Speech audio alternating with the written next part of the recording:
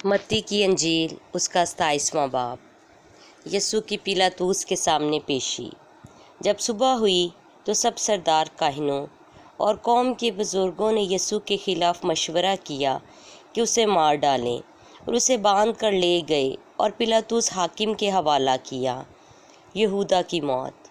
जब उसके पकड़वाने वाले यहूदा ने यह देखा कि वो मुजरिम ठहराया गया तो पछताया और वो 30 रुपये सरदार काहिनों और बुज़ुर्गों के पास ला कर कहा, मैंने गुनाह किया कि बेकसूर को कत्ल के लिए पकड़वाया। उन्होंने कहा, हमें क्या, तू जान। और वो रुपयों को मकदस में फेंक कर चला गया और जाकर अपने आप को फांसी दी।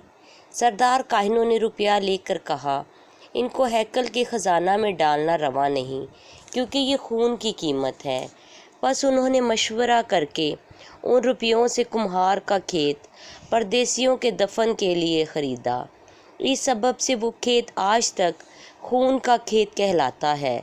उस वक्त वो पूरा हुआ जो यिर्मयाह नबी की मार्फत कहा गया था कि जिसकी कीमत ठहराई गई थी, उन्होंने उसकी कीमत के वो 30 रुपये ले लिए। उसकी कीमत बाज़ बनी इसराइल ने ठहराई थी और उनको कुम्हार के खेत के लिए दिया, जैसा खुदावंद ने मुझे हुक्म दिया। पिलातूस यस्सू से तफ्तीश करता है। यस्सू हाकिम के सामने खड़ा था और हाकिम ने उससे ये पूछा कि क्या तू यहूदियों का बादशाह है? यस्सू ने उससे कहा, तू खुद कहता है। और जब सरदार काहिन और बुजुर्ग उस पर इल्ज़ाम लगा रहे थे, उसने कुछ जवाब ना दिया।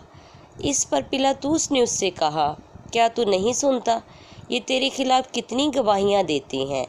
उसने एक बात का भी उसको जवाब ना दिया, यहाँ तक कि हाकिम ने बहुत ताज्जुब किया। यस्सू को सज़ाए मौत सुनाई जाती है और हाकिम का दस्तूर था कि ईद पर लोगों की खातिर एक कैदी जिसे वो चाहते थे छोड़ देता था। उस वक्त बराबा नाम उनका एक मशहूर कैदी था। बस जब वो इकट्ठे हुए तो पिलातूस ने उनसे कहा, तुम किसे चाहते हो कि मैं तुम्हारी खातिर छोड़ दूं, बराबा को या यस्सू को जो मसीह कहलाता है? क्योंकि उसे मालूम था कि उन्होंने उसको हसद से पकड़वाया है। और जब वो अदालत तख्त पर बैठा था तो उसकी बीवी ने उसे कहला भेजा, कोई तू इस रासबाज से कुछ काम ना रख, क्योंकि मैंने आज ख्वाब में इसके सबब से बहुत दुख उठाया है। लेकिन सरदार काहिनों और बुज़ुर्गों ने लोगों को उभारा कि बराबा को मांग लें और यस्सू को हलाक कराएं। हाकिम ने उनसे कहा कि इन दोनों में से किसे चाहते हो कि मैं तुम्हारी खातिर छोड़ दूं? उन्होंने कहा, बराबा को।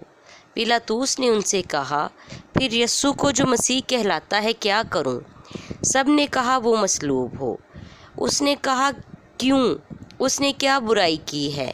मगर वो और भी चिल्ला चिल्ला कर कहने लगे कि वो मसलूब हो।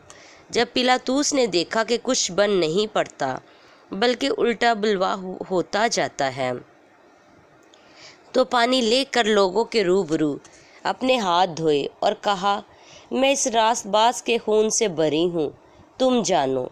सब लोगों ने जवाब में कहा, इसका खून हमारी और हमारी औलाद की गर्दन पर। इस पर उसने बराबा को उनकी खातिर छोड़ दिया और यस्सू को कोड़े लगवा कर हवाला किया कि मसलूब हो।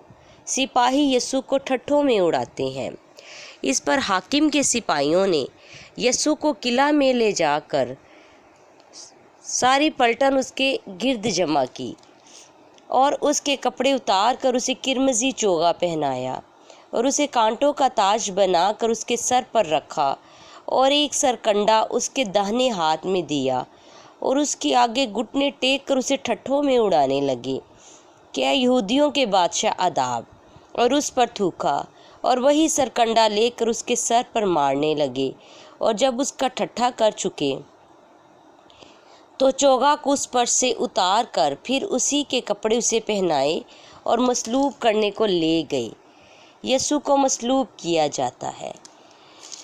जब बाहर आए तो उन्होंने शमाउन नाम एक करीनी आदमी को पाकर उसे बेगार में पकड़ा कि उसकी सलीब उठाए और उस जगह जो गुलगता यानी खोपड़ी की जगह कहलाती है पहुंचकर पत मिली हुई मैं उसे पीने को दी, मगर उसने चख कर पीना ना चाहा। और उन्होंने उसे मसलूब किया और उसके कपड़े उतार कर कूड़ा डाल कर बांट लिए और वहाँ बैठकर उसकी निगाहबानी करने लगे और उसका इल्ज़ाम लिख कर उसके सर से ऊपर लगा दिया कि ये यहूदियों का बादशाह यस्सु है। उस वक्त उसके साथ 2 डाकू मसलूब हुए, एक दाहिने और एक बाएं, और राह चलने वाले सर हिला हिला कर उसको लान तान करते और कहते थे, ए मकदस के ढाने वाले और 3 दिन में बनाने वाले, अपने ताईं बचा। अगर तू खुदा का बेटा है तो सलीब पर से उतर आ। इसी तरह सरदार काहिन भी फकीयों और बुजुर्गों के साथ मिलकर ठट्ठे से कहते थे, उसने औरों को बचाया, अपने ताईं नहीं बचा सकता। ये तो इस्राएल का बादशाह है, अब सलीब पर से उतर आए तो हम इस पर ईमान लाएं। इसने खुदा पर भरोसा किया है, अगर वो उसे चाहता है तो अब इसको छुड़ा ले, क्योंकि उसने कहा था मैं खुदा का बेटा हूँ। इसी तरह डाकू भी जो इसके साथ मसलूब हुए थे उस पर लान तान करते थे। यीशु की मौत।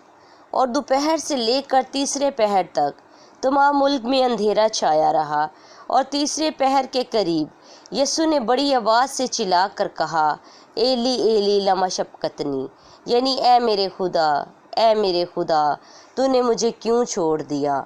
जो वहाँ खड़े थे उनमें से बाज़ ने कहा कि ये एलिया को पुकारता है, और फ़ौरन उनमें से एक शख्स दौड़कर और स्पंज लेकर सिरका में डुबोया और सरकंडे पर रख कर उसे चिसाया। मगर बाकियों ने कहा, ठहर जाओ, देखें तो एलिया उसे बचाने आता है या नहीं। यीशु ने फिर बड़ी आवाज़ से चिल्लाकर जान दे दी और मकदस का पर्दा ऊपर से नीचे तक फट कर 2 टुकड़े हो गया और ज़मीन लर्जी और चट्टानें तड़क गईं और कब्रें खुल गईं और बहुत से जिस्म उन मुकद्दसों के जो सो गए थे जी उठे और उसके जी उठने के बाद कब्रों से निकलकर मुकद्दस शहर में गए और बहुतों को दिखाई दिए। बस सूबादार और जो उसके साथ यीशु की निगहबानी करते थे बोहनचाल और तमाम माशरा देखकर बहुत ही डर कर कहने लगे कि बेशक ये खुदा का बेटा था। और वहाँ बहुत सी औरतें जो गलील से यीशु की खिदमत करती हुई उसके पीछे पीछे आई थीं, दूर से देख रही थीं। उनमें मरियम मगदलीनी थी और याकूब और यूसुस की माँ मरियम और जब्दी के बेटों की माँ। यीशु की तदफीन। जब शाम हुई तो यूसुफ नाम अरमतिया का एक दौलतमंद आदमी आया जो खुद भी यीशु का शागिर्द था। उसने पिलातूस के पास जाकर यीशु की लाश मांगी और पिलातूस ने दे देने का हुक्म दिया और यूसुफ ने लाश को लेकर साफ महीन चादर में लपेटा और अपनी नई कब्र में जो उसने चट्टान में खुदवाई थी रखा। फिर वो एक बड़ा पत्थर कब्र के मुंह पर लुढ़का कर चला गया और मरियम मगदलीनी और दूसरी मरियम वहाँ कब्र के सामने बैठी थी। कब्र पर पहरा। दूसरे दिन जो तैयारी के बाद का दिन था, सरदार काहिनों और फरीसियों ने पिलातूस के पास जमा होकर कहा, खुदावंद, हमें याद है कि उस धोखेबाज ने जीते जी कहा था, मैं 3 दिन के बाद जी उठूँगा। बस हुक्म दे कि तीसरे दिन तक कब्र की निगहबानी की जाए, कहीं ऐसा ना हो कि उसके शागिर्द आकर उसे चुरा ले जाएं और लोगों से कह दे कि वो मुर्दों में से जी उठा और ये पिछला धोखा पहले से भी बुरा हो। पिलातूस ने उनसे कहा, तुम्हारे पास पहरे वाले हैं, जाओ, जहाँ तक तुमसे हो सके उसकी निगहबानी करो। बस वो पहरे वालों को साथ लेकर गए और पत्थर पर मोहर करके कब्र की निगहबानी की। आमीन।